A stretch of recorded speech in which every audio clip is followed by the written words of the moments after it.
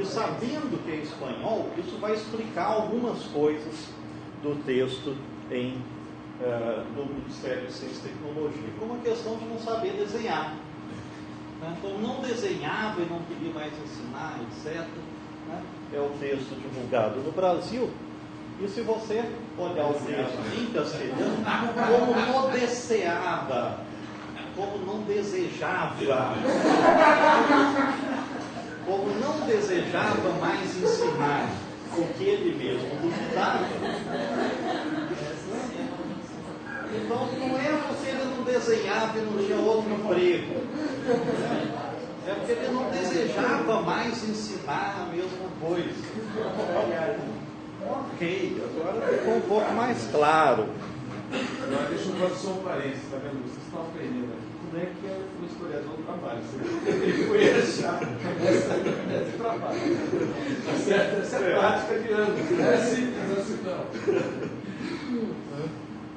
Bom, e tem outras pérolas, em português que eu não tinha mostrado, que também a gente entende como uma tradução errada do castelhano. Então, tem um lugar lá no texto do Brasil, em jovem, Nicolás influenciou o ponto de vista positivo e prático de seu pai mercador e seu tio administrador da igreja.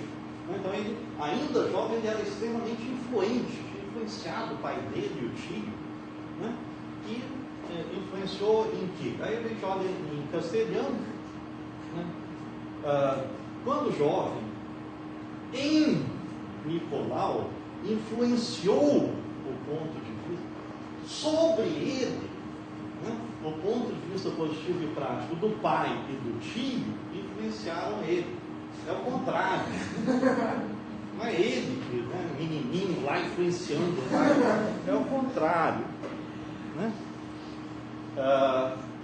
E outros trechos, por outro lado, estimularam a sua imaginação as vitórias dos marinheiros e mercadores que passavam pelo porto de Torno, quando vinham da Ásia, Itália, Rússia e outros lugares. Então, o texto tentando mostrar as influências que Copérnico teve quando criança ainda na cidade em que ele nasceu. Então passavam os navios e aí ouvia as histórias dos marinheiros, dos mercadores que vinham da Ásia, etc.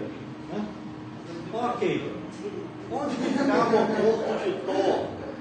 Eu mostrei no mapa, é no meio da Polônia. Como é que o navio, vindo da Ásia, da Itália e da Rússia, passava lá pelo meio da Polônia? E quem que eram esses grandes marinheiros então, que passavam por lá? Tem um pouquinho de cuidado como você inventa uma história para ela ter pelo menos alguma plausibilidade. Então, pelo porto de Torno não passava nada interessante. Bom, e estimularam sua imaginação, as vitórias dos marinheiros mercadores.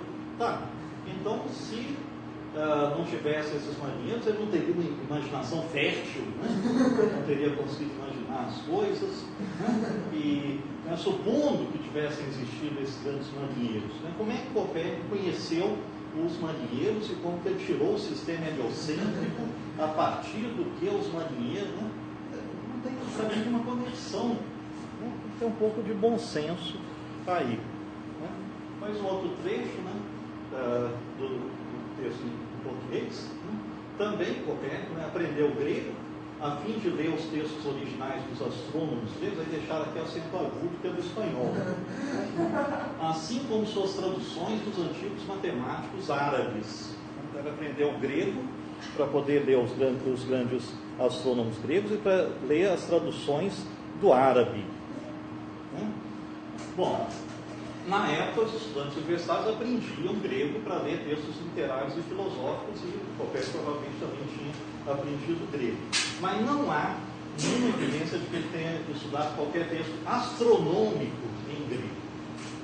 Ele só sabe os textos em latim que ele estudou, que era o normal. Além disso, a página está dizendo, né, que também precisava aprender grego para ler as traduções dos antigos matemáticos árabes, que é um problema, né, porque os árabes são posteriores aos gregos, né? Então provavelmente os gregos tinham uma máquina do tempo, né, pegaram os textos dos árabes de alguns séculos depois, traduziram para o grego, né, e aí então o Copérnico vai pegar, né, o resultado dessa viagem no tempo para poder estudar, né? A pessoa tem que pelo menos saber quem vem antes, quem vem depois, né? Então, o desenvolvimento da astronomia árabe é medieval, não é na antiguidade, é depois dos gregos, né? E outro trecho do site, né, tentando descrever o que o Copérnico pensava, né, diz: logo começou a duvidar da exatidão da teoria ptolomaica, fez perguntas como essas: se o Sol gira ao redor da Terra na órbita fixa de um círculo perfeito, como explicar o mudar das estações? Como é que algumas estrelas e planetas variam de posição de um ano para outro, né? Então Copérnico teria sido levado a isso, a pensar no sistema heliocêntrico por causa de problemas da astronomia, como por exemplo explicar a mudança das estações. Então quem escreveu o texto, né, deve imaginar que você só pode explicar a mudança das estações com o sistema heliocêntrico, o que é bobagem. Dava perfeitamente para entender a mudança das estações com o sistema geocêntrico, né? Então, isso aqui é um diagrama antigo, né, do movimento do Sol ao longo do ano, né? Está imaginando a Terra no centro do universo, parado, sistema geocêntrico, né? A cada dia a gente vê o Sol nascer, dar a volta, né, pelo céu, se pôr do outro lado, supõe-se que ele passa por baixo, então escreve um círculo, né? E a posição desse círculo vai mudando com o passar do ano, né? Quer dizer, se vocês acreditam, por exemplo, que o Sol se nasce na direção leste, se põe na direção oeste, isso está errado, né? Outra má notícia, né? O Sol não nasce todos os dias a leste, não se põe todos os dias a oeste, nasce do lado leste, mas não na direção geográfica leste. Ele só nasce exatamente a leste em 2 dias por ano, que são os dias dos equinócios. Qualquer outro dia do ano, o Sol nasce mais para o sul, mais para o norte, comparado com o leste, e se põe a oeste também só, exatamente a oeste, 2 dias por ano, que são os dias dos equinócios, e nos outros ele está mais para o norte ou mais para o sul. E essa diferença é grande, né? Ela chega a ser de 23 graus e meio para o sul, 23 graus e meio para o norte. É muito grande, né? Então cada dia o Sol nasce em uma posição diferente.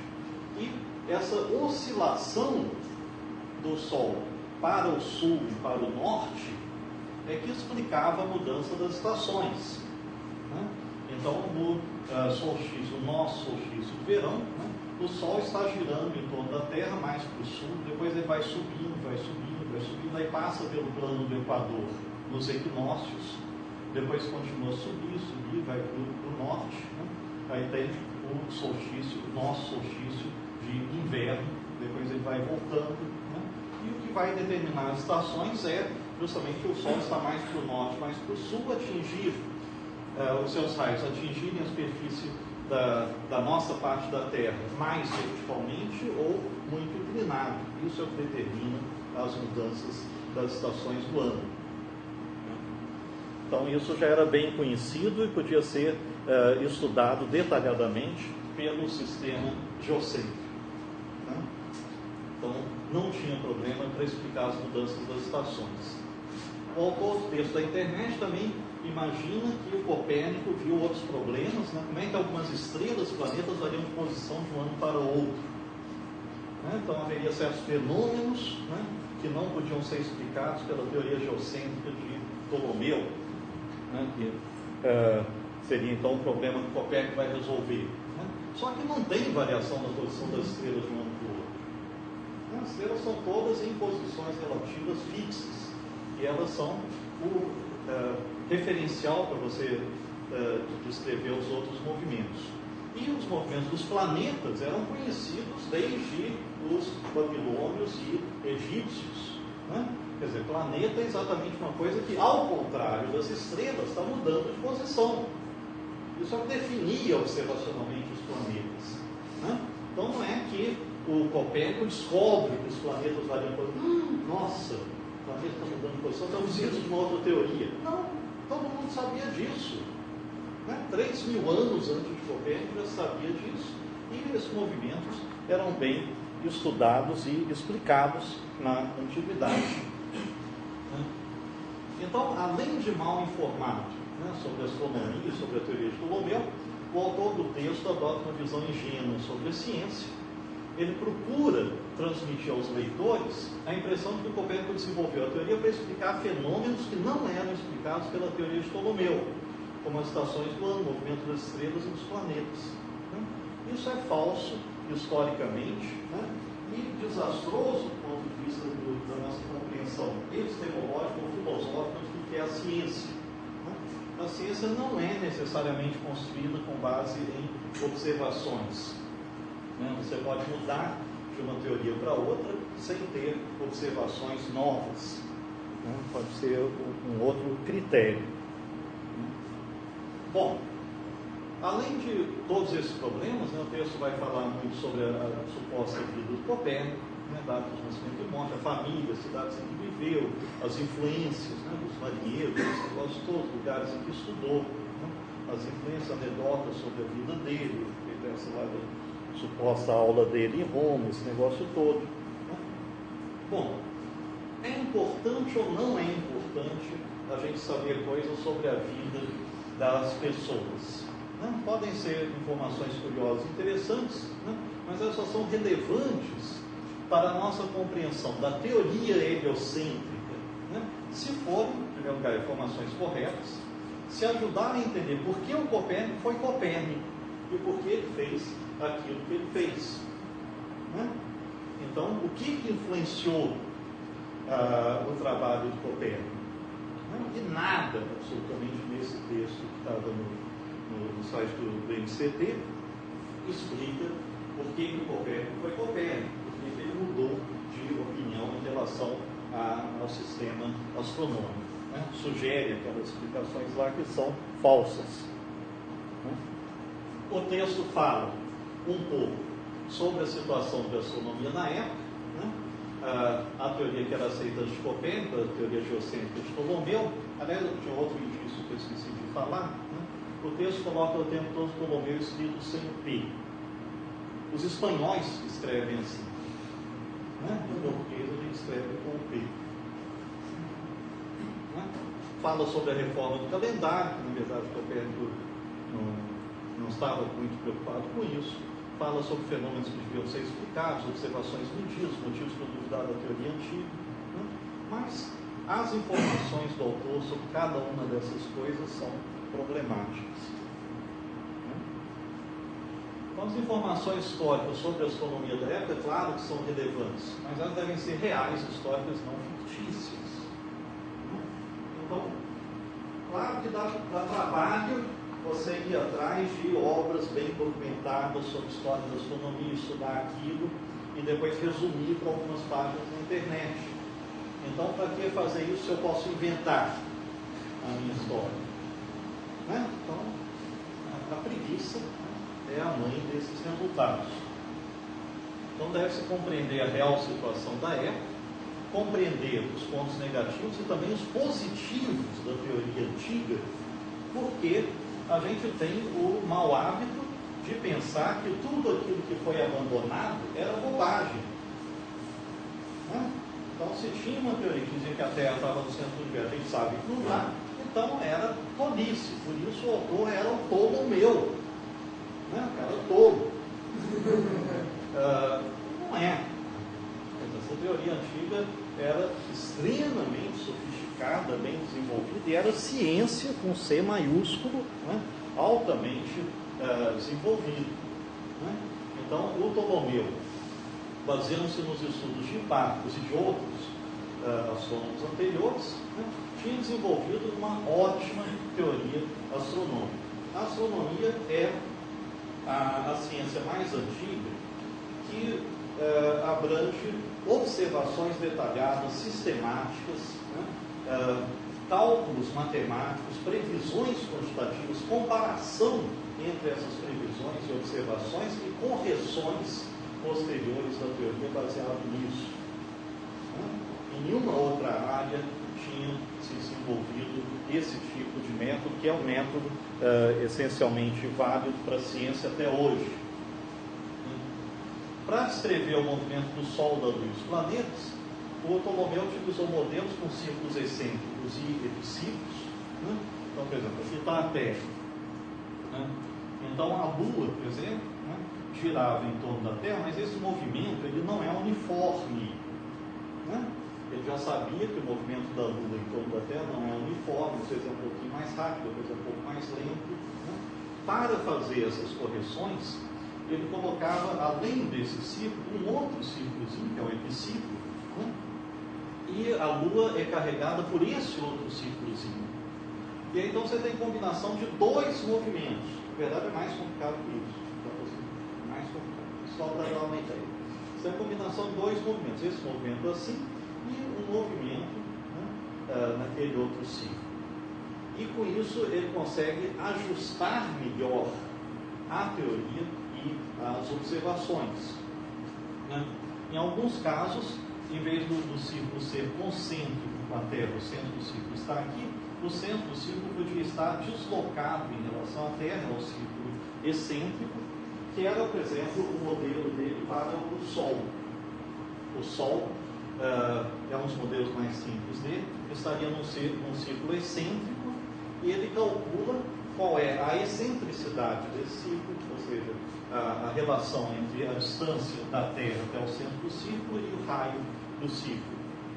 Ele calcula em que direção está a posição desse centro do círculo do Sol, suas propriedades, etc.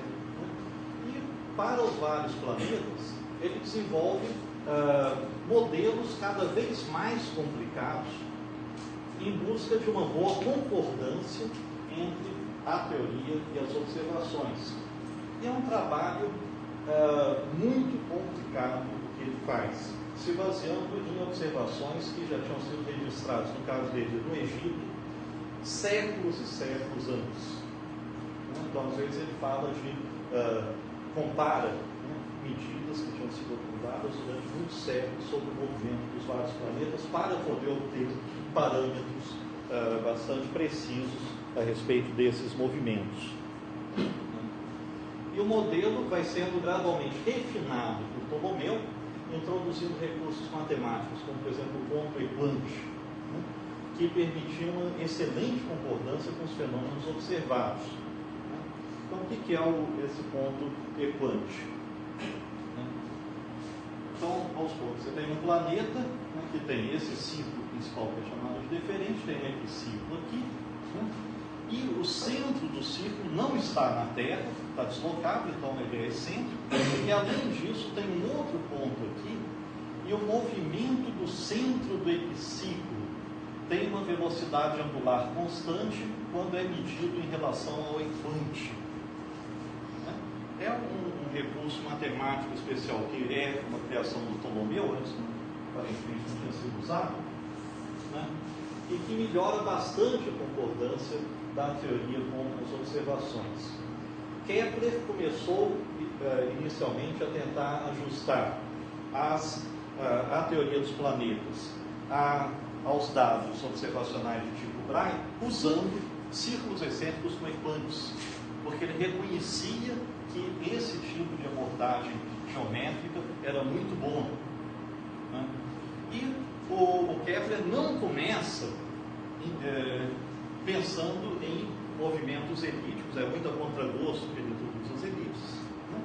E ele vai ajustando os parâmetros desse tipo de modelo daqui, e ele obtém uma concordância excelente para todos os planetas, exceto Marte. Marte é um problema à parte. Né? Mas para Júpiter dava certo, para Saturno dava certo, para Terra dava certo, para Vênus dava certo. Né? E ele, num determinado momento da sua obra astronômica, o Kepler acha que esse é o modelo perfeito para o movimento dos planetas. E é o modelo do Ptolomeu. Só no caso de Marte, que os erros, né, entre as previsões teóricas e as observações eram maiores do que o que ele acreditava que podia existir, tinha que ter uma concordância melhor, é que ele começa a introduzir mudanças até ver que substituindo o círculo excêntrico por uma elipse dava um resultado quase exato. Né?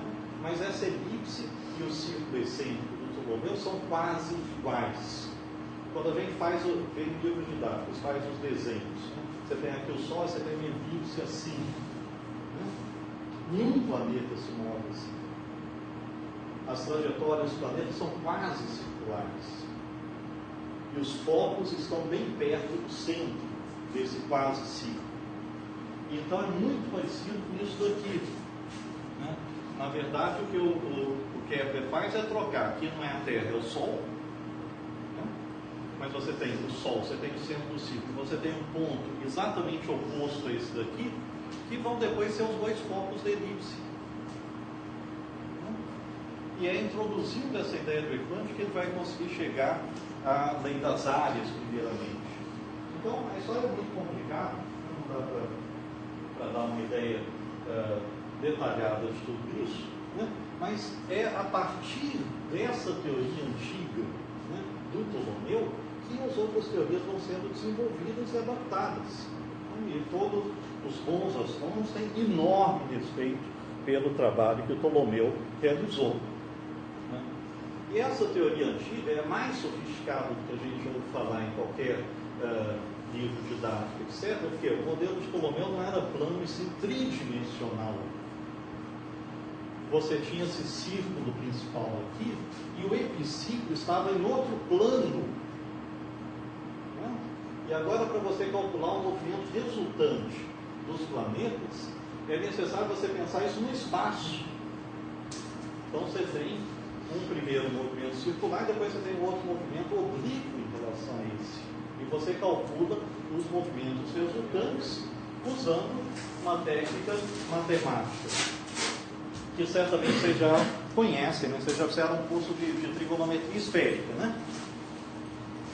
Todo mundo já fez trigonometria esférica? Não? Não? Não tem disciplina de trigonometria esférica aqui? Não? Pois é, 2000 anos de atraso. 2000 anos. Né? Todo astrônomo da antiguidade estudava trigonometria esférica. Né? Como você calcular, né, composições de triângulos e movimentos sobre a superfície da esfera, né, tridimensionalmente. Né? E a gente tem que saber algumas coisas dessas para a gente ter um pouco mais de humildade, descer um pouco a bola, né? A gente não achar que nós somos os bons e que esse pessoal não sabia de nada. Né? Tem que ter um pouco mais de respeito por esse tipo de trabalho. Né? Aliás, o fato da gente não conhecer um pouco dessa história leva a problemas, né, no nosso ensino em todos os níveis, como por exemplo, todo mundo sabe o que são as fases da Lua e por que elas são produzidas, ok? Então você tem a Terra, tem a Lua girando em torno da Terra, você tem o Sol iluminando de um lado, etc. Né? Então, dependendo do lado que a Lua está, né, ela é iluminada de um lado, do outro, dá as fases. Todo mundo sabe o que são eclipses do Sol e da Lua. Quando a Lua passa entre a Terra e o Sol, tem eclipse do Sol. Quando a Lua passa do outro lado da Terra, tem eclipse da Lua. Tá. E agora, então, a gente pergunta. Então, deve ter eclipse do Sol e da Lua todos os meses. Porque todos os meses, na fase de lua cheia, o Sol está de um lado, a Lua está do outro, a Terra está no meio. E na Lua nova, você tem a Terra, você tem o Sol e você tem a Lua do lado de cá. Então você deve ter um eclipse da Lua, um eclipse do Sol todos os meses, não tem? Não? Se eu não tivesse bem no meio. Se estivesse no meio de quê? Se eu tivesse no mesmo plano. Se estivesse no mesmo plano. Exatamente. Todos os desenhos que a gente encontra nos livros didáticos para explicar eclipse e fase da Lua são planos e não dizem isso. Que o movimento, né, do plano do movimento Terra-Sol, que é o plano da eclíptica, e o plano do movimento da Lua são inclinados em relação ao outro. E é por isso que tem eclipse todos os dias. Vocês encontram isso em algum livro didático? Não. Mas qualquer aluno medieval das universidades estudava isso. Eu estudei os livros didáticos de astronomia da Idade Média, todos eles falavam sobre isso. Então, não pensem que a nossa universidade é melhor em tudo do que as universidades medievais. Eu sou fã, inclusive, de muitas coisas das universidades medievais. Por exemplo, o método de ensino. Como que era o ensino, se a gente tivesse aí, por exemplo, no século XIV, como seria o nosso ensino? De manhã era de manhã e de tarde as aulas, né? De manhã você tinha as aulas positivas, as lições, então o professor chegava, né? Em geral isso envolvia uma leitura, né? Pegava um texto, ia lendo, explicando e tal, né? Os alunos anotavam. Aí, de tarde, era o horário das discussões, dos debates, né? Que eram assim. Então, por exemplo, porque eu sou o professor, a gente está estudando Platão, estudando o Gimeu de Platão. Então, eu já expliquei o Gimeu de Platão, né? E eu quero saber se os alunos estão fixando aquilo. Eu não dou uma prova. O que eu faço é dizer, hoje de tarde você, né, vai defender Platão. Ok, então chega de tarde, né, aquele aluno não vai simplesmente explicar Platão, isso é a palavra defender. Ele vai começar a defender as ideias de Platão e todos os outros vão atacar. Tá? Todos vão tentar encontrar argumentos contra o que aquele defensor de Platão está colocando. Né? Então tem um debate vivo, tem um treino de discussão, de argumentação, de duvidar daquilo que é colocado, e o outro, o Cristo lá na frente, tem que defender aquilo. Né? E aí no outro dia é outro aluno. Né? E de vez em quando é o professor que se submete ao debate. E quando é o professor, é a coisa mais pavorosa da época. Então você tinha a discussão sobre qualquer questão. Né? Então, os alunos podiam dizer para o professor, defenda tal ideia, qualquer. E o professor tinha que defender aquela ideia e todos os alunos podiam atacar. Você fez essa proposta no seu projeto?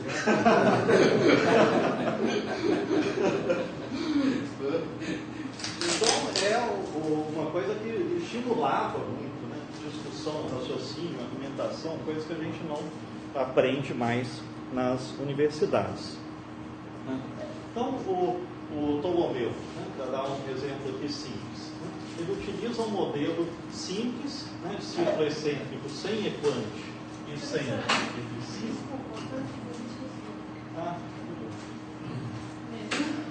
O Sol, isso em relação à Terra parada no centro do universo. O Ptolomeu vai utilizar um modelo simples, círculo excêntrico sem equante, sem eclipse, que já tinha sido desenvolvido pelo IPAR, que explicava as estações e também as diferentes durações.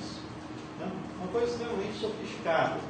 A gente tem aqui os dois equinócios, equinócio de primavera e de outono, e o solstício de verão e de inverno.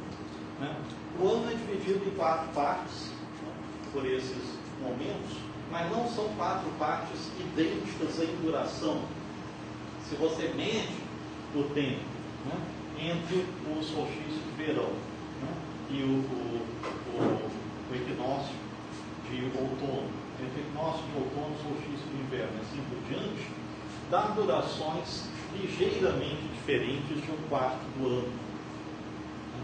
Isso era conhecido. Né? E o Ptolomeu vai explicar isso através desse círculo excêntrico.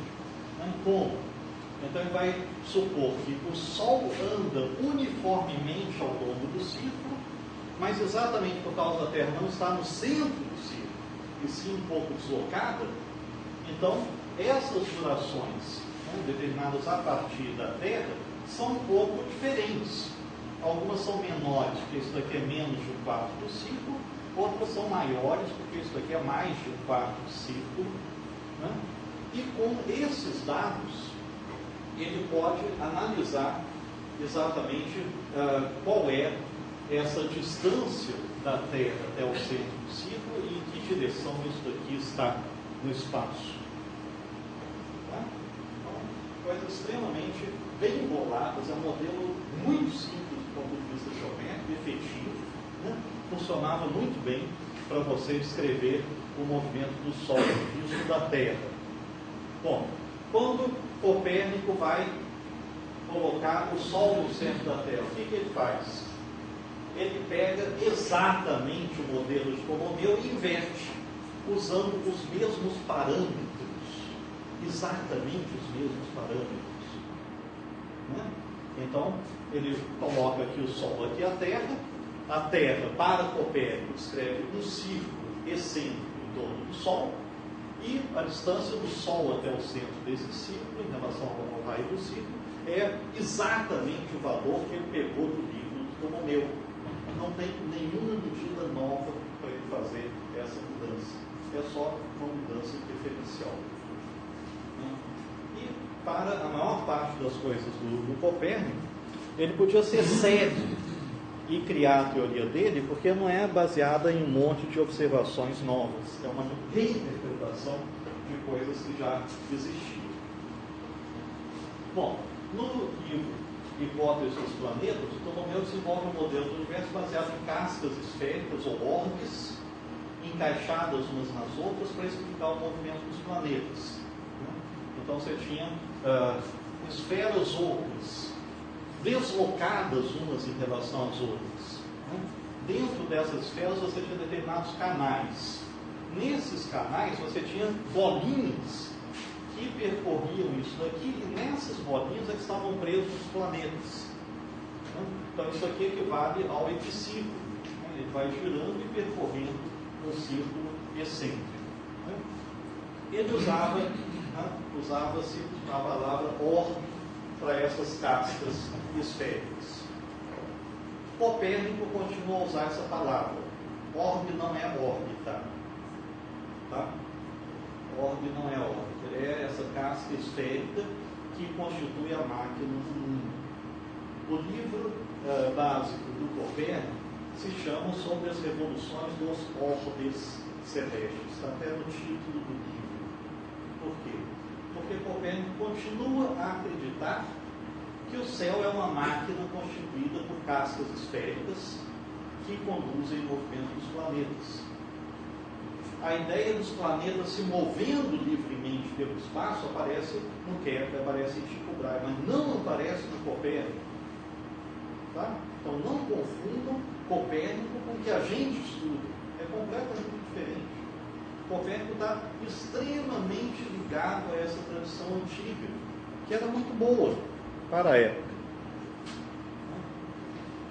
O sistema astronômico do Ptolomeu, né, era coerente e detalhado, né, os cálculos correspondiam às observações com uma boa precisão, que a gente tem que relativizar da seguinte maneira. O Ptolomeu ele estabelece os parâmetros da teoria dele no século II depois de Cristo. Bom, se você agora extrapola os cálculos, né, para um século depois, 2 séculos, 10 séculos depois, é pouco provável que dê certo, né? Então, à medida que o tempo vai passando, especialmente na Idade Média, os astrônomos islâmicos, eles vão perceber que os cálculos não estão mais dando certo. Mas basta você corrigir os valores dos parâmetros. Então, a partir de novas observações, eles mudam os parâmetros. Mas não precisa refazer a teoria toda. Né? São as constantes que precisam ser mudadas. Né? Então, você ajustando essas constantes, você consegue até a época de Copérnico, explicar quantitativamente as observações. Mas os islâmicos eles atribuíram essa variação das constantes a uma incapacidade anterior de determinar valores exatos. Exato. Aos valores não terem sido bem medidos. Só isso. Então a medida não tinha sido suficientemente precisa e quando você extrapolava a coisa dava certo. Então colocando as novas constantes dava certo. Então durante a Idade Média, o sistema de Ptolomeu vai sendo estudado aperfeiçoado, primeiramente pelos árabes, novas medidas, novos métodos de cálculo, novos parâmetros de tabelas. Tem também, a expressão de método de cálculo também é importante porque na época dos gregos você não existem séries para você calcular tabelas trigonométricas, por exemplo. Então, como é que você calcula seno, cosseno, tangente, essa coisa? Você pega a minha calculadora e põe. E como é que a sua calculadora calcula isso? Através de séries. Bom, as séries para calcular as funções trigonométricas, elas são desenvolvidas na Idade Média, primeiramente na Índia. Os árabes pegam esse conhecimento dos indianos, juntamente com muitas outras coisas da matemática, como o que a gente chama de algarismos arábicos. Os algarismos arábicos são indianos, não são árabes. E utilizam isso, aperfeiçoam, e depois isso entra no Ocidente. Então, tem ferramentas matemáticas novas que são desenvolvidas nessa época, como o uso de séries para calcular as funções trigonométricas. Só para dar uma ideia, se você não tem séries, como você vai calcular uma tabela de senos? Então, Ptolomeu dá uma tabela. Como que ele faz? Se você pegar, então, sem fazer nenhuma mágica, você sabe qual que é você sabe que é um triângulo equilátero, são 60 graus. Muito bem. Então, se você tem um ângulo de 60 graus, a corda correspondente é igual ao raio. Se você divide ao meio, então o seno de 30 graus é meio. Ok, você está usando uma série. Tá. Se você sabe que o seno de 30 graus é meio, você pode calcular o seno de 15 graus. Tem uma fórmulazinha, trigonométrica, já era conhecido de dificuldade, para você calcular as funções trigonométricas da metade do ângulo. Então você acha de 15 graus, 7 graus e meio, vai subdividir, mas você nunca vai chegar a 1 grau. Porque não é um múltiplo, não é uma potência de 2. Então, dividindo ao meio, você não vai chegar a 1 grau. Tem alguma forma para você obter a função trigonométrica de 1/3 do ângulo? Não tem. Tem para metade. 1/3 não tem. Então, o que eles faziam? Eles iam subdividindo, e obtinham senos para frações de grau. E depois, combinando essas frações, eles tentavam chegar o mais próximo possível de 1 grau. Seno de A mais B, que é a formulazinha que a gente aprende. Seno A cosseno B, usando uma fórmula equivalente a essa, e eu juntando vários anos até dar perto de 1 grau, com uma grande precisão, e depois podiam obter de 2 graus, 3 graus e assim por diante. Era o que se fazia na antiguidade. E com o desenvolvimento então, das séries trigonométricas na Idade Média, você tem novos métodos de cálculo, uma série de coisas. Então o pessoal não fica só também repetindo o que já se sabia.